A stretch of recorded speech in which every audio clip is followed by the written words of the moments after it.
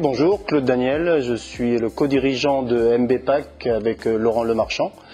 MBPAC signifie donc l'emballage pour les métiers de bouche. Nous sommes situés à Vège. Nous commercialisons des solutions d'emballage principalement pour les métiers de la boulangerie-pâtisserie. Quand on parle de solutions d'emballage, c'est le transport du pain, c'est le transport de la viennoiserie et certains articles comme la poche pâtissière jetable pour créer les pâtisseries. Donc un contexte législatif très impactant en 2016 concernant le monde de l'emballage. Un vrai changement de comportement aussi sur les modes de consommation et bien sûr une sensibilité que nous avions au niveau de la direction sur tous ces sujets. Aurélie Cordet, responsable marketing et communication chez MBPAC. Nous en 2019 on avait, suite à toutes les contraintes réglementaires que Claude évoquait tout à l'heure et transformation d'usage et de consommation des utilisateurs, on avait besoin de clairement transformer l'offre que l'on avait jusqu'à maintenant. Et dans ce cadre-là, il a fallu qu'on rentre dans un programme finalement d'éco-conception pour bien maîtriser et comprendre ce que l'on mettait sur le marché pour répondre totalement aux besoins du consommateur.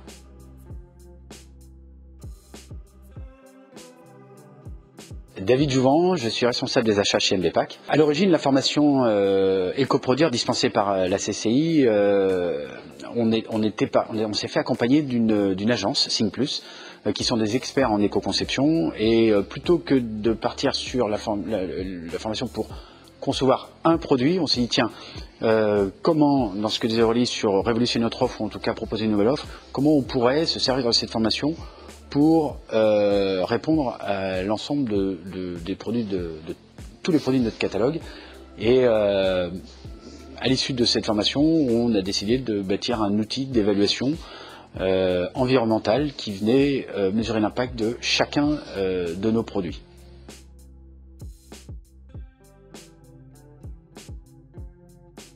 Chaque produit est évalué au travers de 12 critères. Des critères qui viennent mesurer l'impact du début de vie du produit, son usage et jusqu'à la fin de vie. Un des critères majeurs dans l'évaluation, c'est un critère qui va mesurer pour chaque matériau son impact en kilo équivalent carbone, et on s'appuie sur la base impact de l'ADEME. Pour mesurer l'impact environnemental de chacun de nos produits, on a construit un programme et piloté par notre ERP, un programme spécifique où on vient rentrer chacun des critères et ça nous donne une note globale, un score sur 100 pour chacun des produits qui est retranscrit après par une lettre A, B, C, D, E, F en fonction de son évaluation. Et donc les coûts de développement de ce logiciel, de ce programme de calcul ont été supportés par MBPAC. Donc le programme éco-produire, c'est un programme qui s'étend sur 15 mois. On a eu plusieurs temps de formation avec l'ensemble du groupe. Ces temps de formation-là, c'était vraiment des temps de partage et aussi des temps de montée en expertise sur ce sujet de l'éco-conception.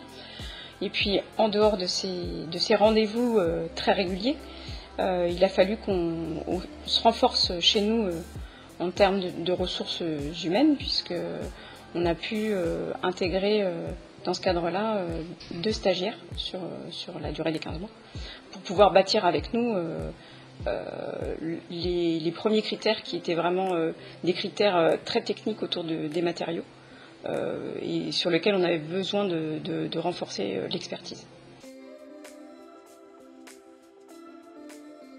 On a pu l'infuser tranquillement auprès de l'ensemble des collaborateurs. À la suite de cela, on est rentré dans une démarche un peu plus large puisqu'on a pu embarquer dans un second temps nos fournisseurs et depuis quelques mois nos clients pour aller finalement les accompagner sur des achats plus responsables autour de leur offre emballage.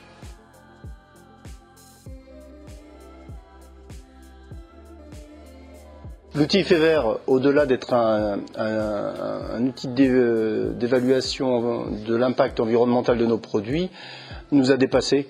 Il est même devenu la pierre angulaire de notre projet voire même la philosophie de l'entreprise aujourd'hui. Donc tout ce qui entre dans l'entreprise passe par le prisme de l'effet vert. Tout ce qui sort dans l'entreprise est analysé sous le regard de l'effet vert. Le projet, c'est vraiment pas uniquement un outil d'évaluation. Quand on disait que ça nous avait dépassé, c'est que c'est tout notre écosystème qu'on inscrit dans cette démarche-là. Et c'est Quand je parle de philosophie, c'est quasiment ça aujourd'hui, ça devient quasiment l'ADN de l'entreprise. Et c'est parti de cette éco-conception, même si vous voyez, là on est complètement sorti du cadre de ce que vous vouliez entendre peut-être, ou ce que vous pouviez entendre, mais à la limite ça peut donner aussi des pistes d'enrichissement à d'autres. Donc on n'a pas utilisé la formation d'éco-conception pour faire de l'éco-conception, on l'a un peu détourné, mais en fait ça a été le point de démarrage d'un nouveau modèle pour MBPAC. Donc c'est là où c'est hyper enrichissant et c'est vrai que c'est hyper intéressant. Si je dois reprendre une phrase fétiche de ma fille qui a une très forte fibre environnementale, j'espère que vous allez bien, moi je vais mieux. La CCI et le Conseil départemental de la Mayenne vous accompagnent sur la thématique de l'éco-conception. On vous propose des évals éco-conception, des matinées techniques, le programme d'accompagnement éco-produire sur 15 mois, ainsi que des aides et subventions ADEME. J'espère que cet épisode des Jeudis de la RSE vous a plu et vous incite à réfléchir à comment mettre en place une démarche d'éco-conception au sein de votre entreprise.